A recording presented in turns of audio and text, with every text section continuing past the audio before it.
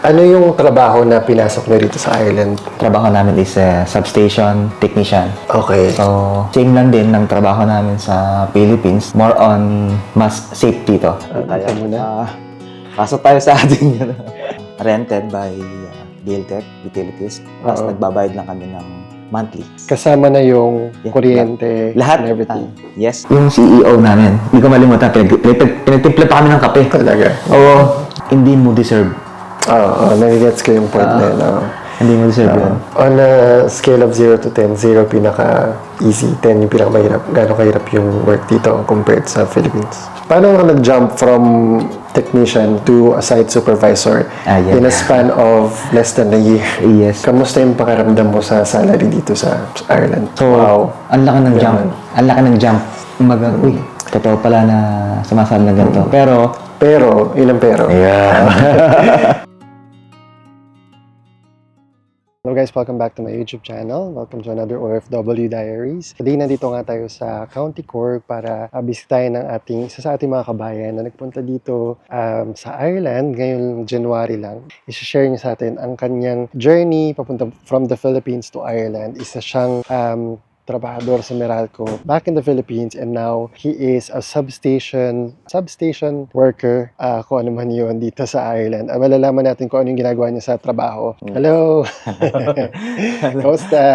Pasok. Kamusta? Ako nga pala si Arthur Sibal. Arthur Giltech, Sibal. Yes. Welcome. Welcome to your house. Welcome to my house, to our house.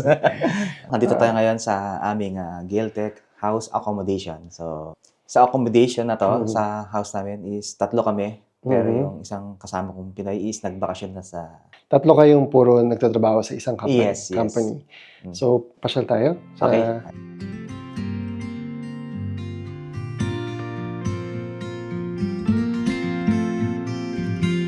Do you miss me at all?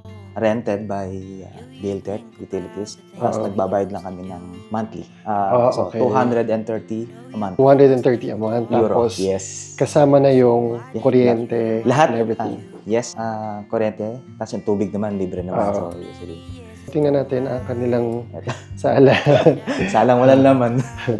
Okay, meron tayong sofa. Kulang yung Hindi, yung Foam isa, na- kinuha ko Kinuha ko sa taas, ginagawa ko meron po silang meron bike dito. Bike ako.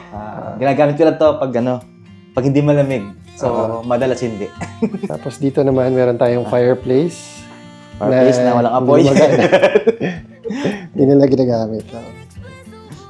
Tapos meron TV. TV na walang reception. O, di ba? Okay, so, pasok tayo dito sa loob. Ito Ano meron yung, dito? ito yung CR number 1. CR number 1. Okay. Tapos, May dito, paliguan. wala, CR lang. CR CR talaga. Sa aming malit na kusina. Can you feel me? Dito, once na dumating ka sa, kasi yung accommodation mo, usually, bibigyan ka nila ng mga plato, kutsara, tinidor, tapos mga necessities na yung normal lang naman. Pero yung mga gusto mong dagdag is bibili ka na lang. Okay. So, ito, dumating kami, meron na siya, kompleto na siya, may washing machine, may dryer. May dryer din kayo. Yes, tapos refrigerator, kettle, Oo. kasama to. Ito, kasama din to sa bahay. Oo. So, nagtitigis-tigis kami na Rice luto. cooker. Kung anong gusto namin. Meron, kanya kaming tigisang rice cooker na kasama ko. Sa kanya kape. Tapos, sa hugasan. So, dahil nga kanya-kanya kami na luto, kanya-kanya hugas din. So, after mo magluto, Malinis yung nila. linis. Malinis yung lababo nila. Kakalinis lang. Kakalinis lang. Parang swerte na rin kasi hindi naman lahat ng bahay is kumpleto at saka maayos, kumbaga. Maganda nga yung bahay niya. Kahit naman tayo, second floor.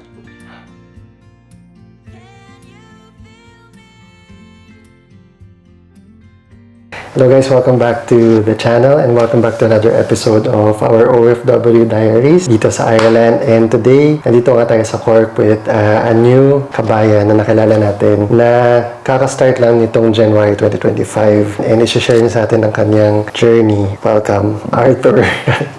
So, nag-house tour na tayo kanina, so medyo nagkausap pa kami ng konti. So, First of all, if you're new to the channel, guys, my name is Boyd Ventura and nag-share tayo ng mga experiences natin dito sa Ireland. And also, meron tayong mga OFW stories na sinishare din dito at ang kanilang mga journey. Kamusta na? Kamusta? Okay. Sa Manansya. Bali, dumating kami ng first week, second week of January this year only. Kamusta ang almost a year dito sa Ireland? Early months, talagang struggling sa weather. Talagang galing tayo sa Pinas, diba? Sa painit. Tapos pagdating namin dito, talagang makakapal. Oo. Kasi January As in, pala. Oo. January. Makakapal talaga yung... Actually, ito yung damit ko noon nung dumating ako dito. Ito. Hindi yan pwede. Depende.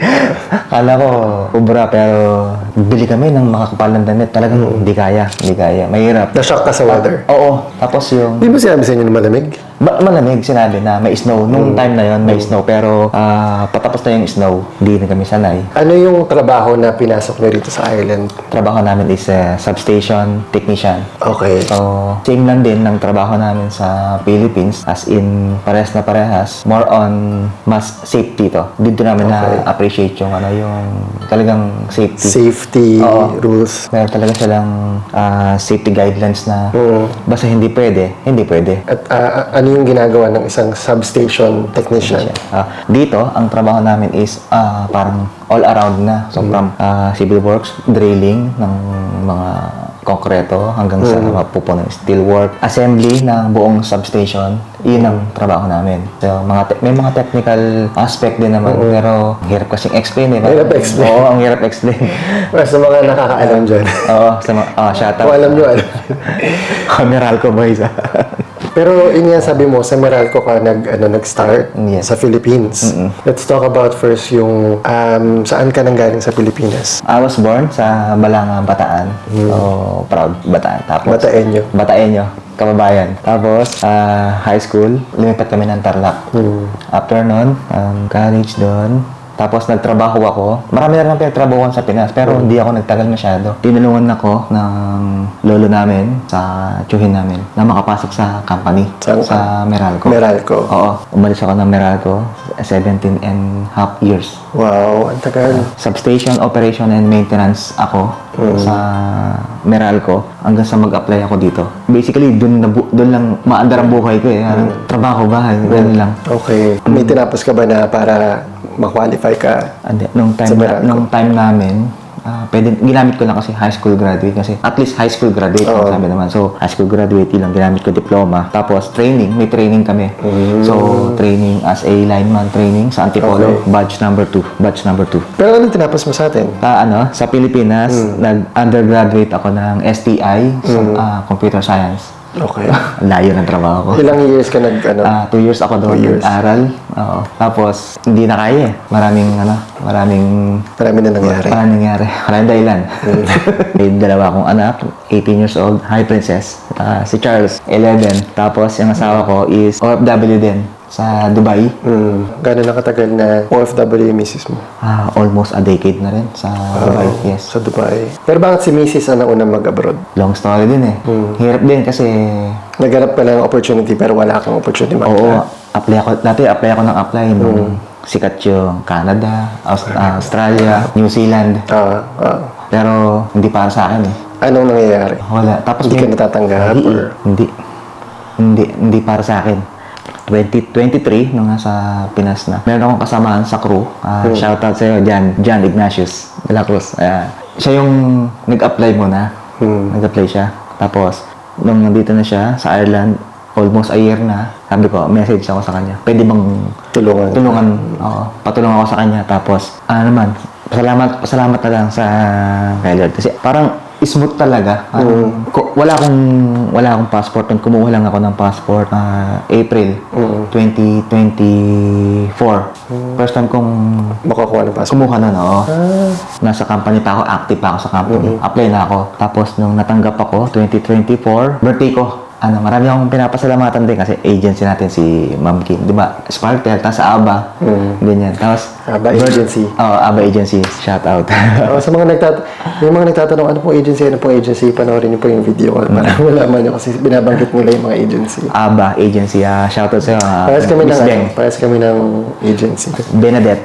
Shout out. Shout out po sa ABBA personal. Tapos, Sparkle, si Ano yung Sparkle? Oo, Sparkle. Ano yun? Agency dito, based naman. Dito. Ireland. Iba naman yung sa Siya akin. yung doon kami nag-apply.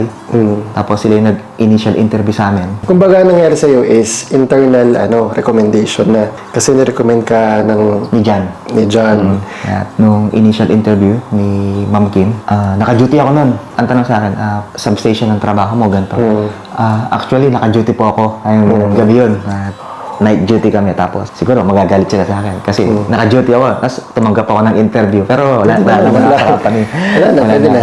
Pwede na. Pwede nang banggitin. So, parang, okay. Sabi niya, alam na talaga na ito trabaho ko. So, banggit, mga alam. Tapos, interview uli after ilang araw kay Sir Niall naman.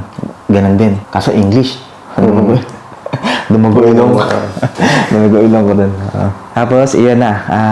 Si Gailtech naman. Gailtech is yung company mo dito. Ito po yung nila. Ayan, ito yung Telcabo. Ayan. Telcabo Group. Yes. Awan mo nila umasa. Siguro parang frustrated na rin ako na gusto ko na talagang umalis. Pero ano sa tingin mo, pinakamahirap din sa proseso ng pag-a-apply? Yung interview ba or... Tingin ko yung interview kasi yung process ng interview, di mo alam ano yung itatanong sa'yo. Minsan kasi may tanong na nalilimutan mo. Tapos nung in-interview ako parang English as Islang. Yung Irish, Islang sila. Tapos pinakikinggan ko talaga yung ganito. Ginawa ko na lang, dire-diretso na. Di na ako pumreno ng mula umpisa hanggang sa matapos. Parang yung pwede nilang itanong, sinabi ko na. Para hindi na akong, ang hirap makinig kasi English. Tapos tinirevis pa ako, ganun. Kailangan ba ng English exam? Ngayon kami nag-English exam, pero nung nag-apply, hindi pa. For promotion din. Sa amin. So, kailangan ng client, yung sa ESB, dito, ESB network na gusto nila malaman kung English proficient. Proficient. Proficient kami. So, nag-exam kami ng English test dito. Saan point and ano nangyari? Bakit ka nag-decide na kailangan mo ring mag-abroad? Kasi nasa abroad na ang iyong wife. Ano talaga yung frustration na rin na mahirap kasi sa Pinas. Ang hirap sa Pinas. Sa sahod ka. Mauubos din bago sumahod yung pera mo. Kung wala ka din namang overtime, based lang din sa salary mo. Buhay ka, kakain ka, mabibili mo konti gusto mo. Yung gustong-gusto mo is pag-iipunan mo talaga. Yung buhay na gusto mo ibigay sa family mo, hindi mo maibigay pag nag-work ka doon. Actually, ang totoo nun, inaantay ko lang yung mga bonuses. Bonuses, mga ganyan, extra pera. Doon ko lang sila nabibigyan, yung mga anak ko. So, kumbaga you want a better life for your family. Tama. Yun naman talaga kaya ka nagpamilya. Kaya ka nag-decide na mag-abroad din. Tama. Ito sa kasama ko. Tapos, ito yung sa akin. Tapos yung sa isa. Ano to? Boiler yung siya? Ito yung sa heater. Boiler room. Tapos, tatlong, sa kasama ko to. Ito yung CR namin. Meron kayo CR. Pero ito, may CR to. Yung kwarto. So Boss parang yan eh. tatlo. Ito pumasok sa kwarto. Kwarto ko, ito. You call. So many years has gone by, but I think about you all the time. Looks like you're changing and all, but why didn't you call? Something in the air, always something in. Sa unang bahay, late lang. Parang ito lang. So malaki double room to eh. Kulang na lang ng banyo. Yung sa kabila, may banyo. Ganda rin kalaki pero may banyo. Mas malaki. Parang ganito. Mas malaki dito. Kaya lang, manonood ka lang ng YouTube, Netflix sa cellphone. Tapos, bumili ako ng maliit na speaker para sound trip ang baga. Tapos, parang naliliitan ako. Tapos yun, bumili lang akong TV. Hindi ko kailangan man talaga ng TV pag tayo, OFW.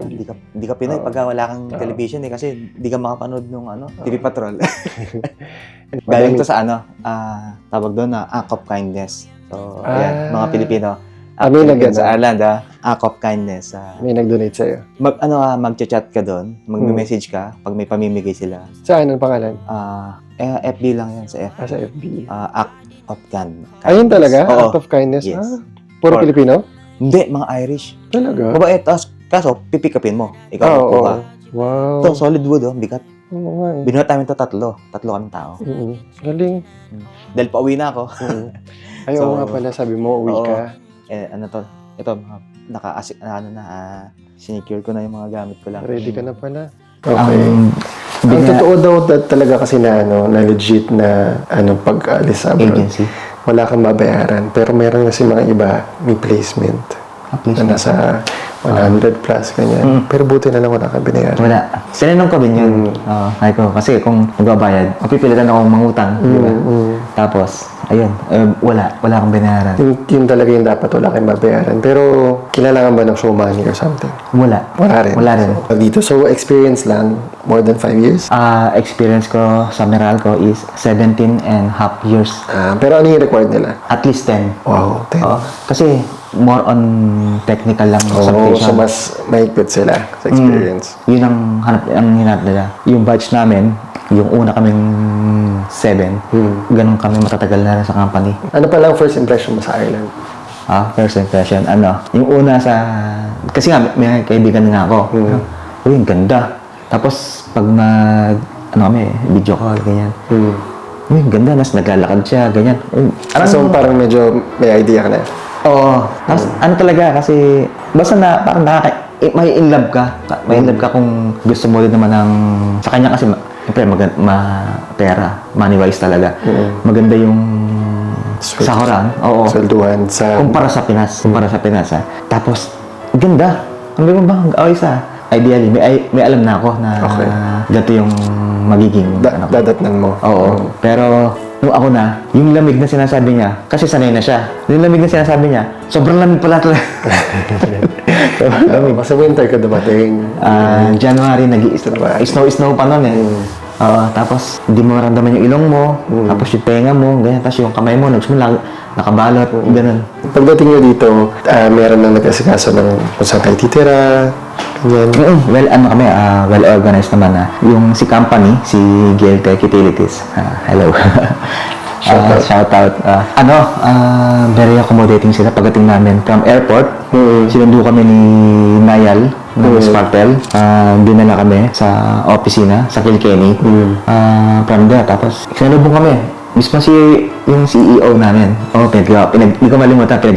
Pinagtimpla pa kami ng kape. Talaga. Oo. Tapos, ganun pala. Kasi pag CEO, di ba, sa Pinas, hindi mo ka malapitan eh. Hindi. Hindi mo siya makausap o gano'n. Dadaan ka pa kung assistant. May assistant. Ganun. Dito, hindi. Diretso na. Oo. Tapos, ganun sila. Yung amo namin, si Boss Elder, may nagsalita na, pa-humble, ganun. Tapos, Inorient kayo. Inorient agad. From airport yun wala pa kami pahinganan. Pero maganda na, meet kayo in person. Oo. Kasi bati sila ng bati sa amin. Hello, Betas. English, ang bilis.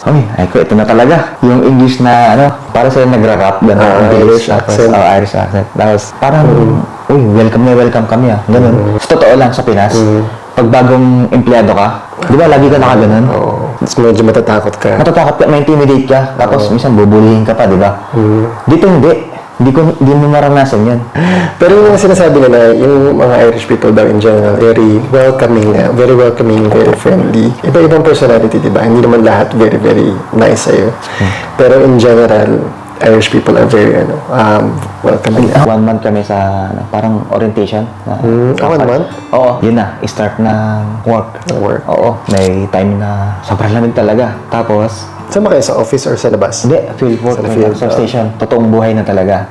Tapos, muulan. Ang weather kasi dito, all in naman Parang, sa umpisa, ganito ngayon, araw. Tapos maya-maya yan, uulan.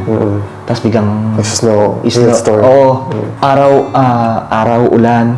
Trabaho ka sa labas. Pero may times na sasabihin naman kasi may mga bisor ka, may site supervisor ka na. Pag may warning kasi Weather warning. So, pwede kang stay sa container, ganun. On a scale of 0 to 10, 0 pinaka-easy, 10 yung pinaka-mahirap. Gano'ng kahirap yung work dito compared sa Philippines? Depende kasi sa'yo.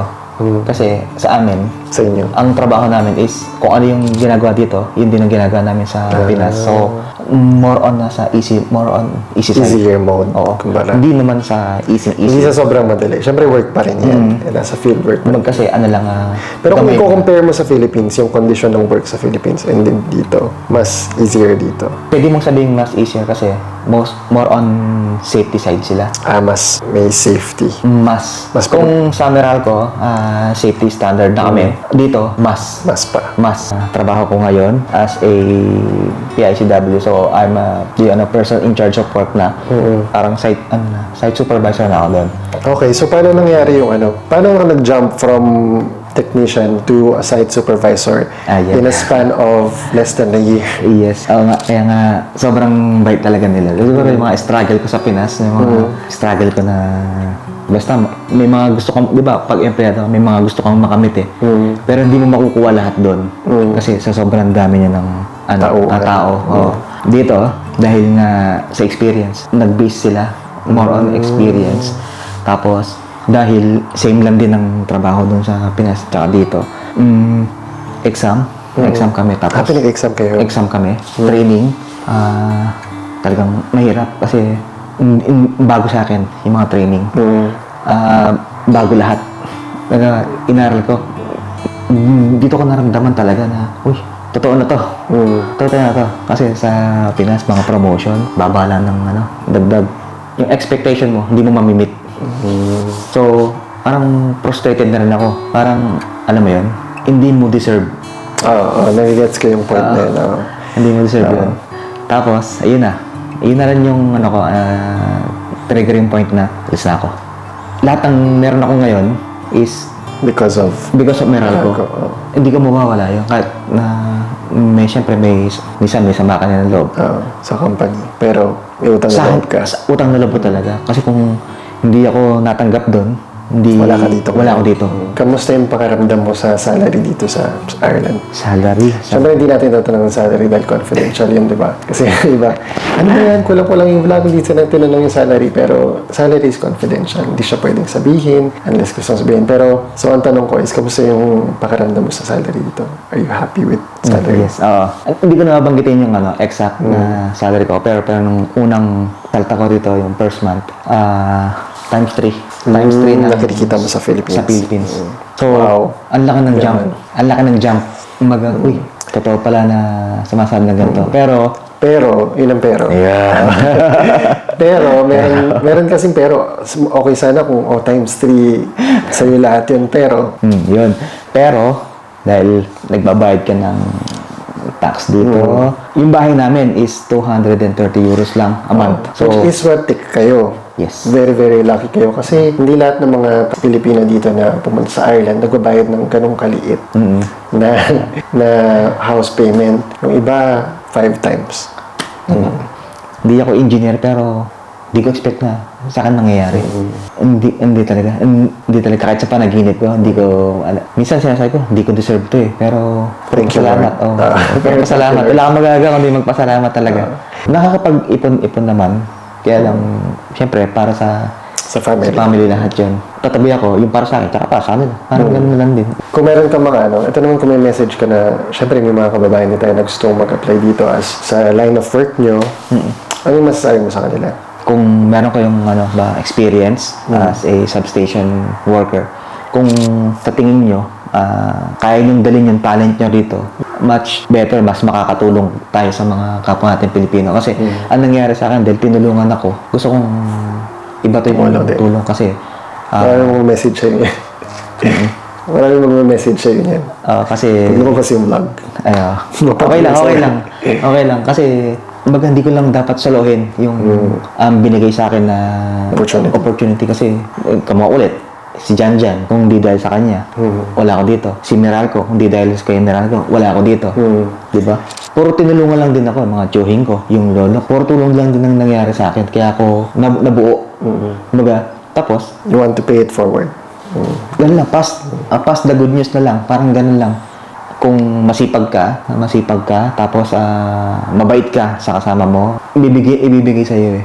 ibibigay sa'yo. Hopefully, meron kayong natutunan dito sa ating interview session, sa ating vlog ng OFW Diaries na to with Arthur, ang ating substation technician, na ngayon ay na-promote na bilang PICW, PICW, which means person in charge of work. person in charge of work. So, very, very, nakaka-proud na ating mga kabayan na wala pa silang 1 year, wala pa siyang 1 year and napo-promote na sila dito kasi iba yung work ethics ng mga Pilipino, and sana mapanatili natin ganun yung ating image. Abangan nyo marami pang episode na susunod at sana ay panoorin nyo pa rin kami in the next videos to come. So, thank you very much, Arthur, for for letting us come to your home and sharing us your story dito sa Ireland. So, goodbye. See you soon. Shout out dun sa family ko, sa nanay ko, tatay ko, kapatid ko, mga pamangkin ko. Siyempre, big shout out sa asawa ko. Mga binan ko, mga hipag ko, mga bayo ko, 2 anak ko. Talagang sa kanila. Lang. Tapos, siyempre, kay Lord. Laging number 1 siya.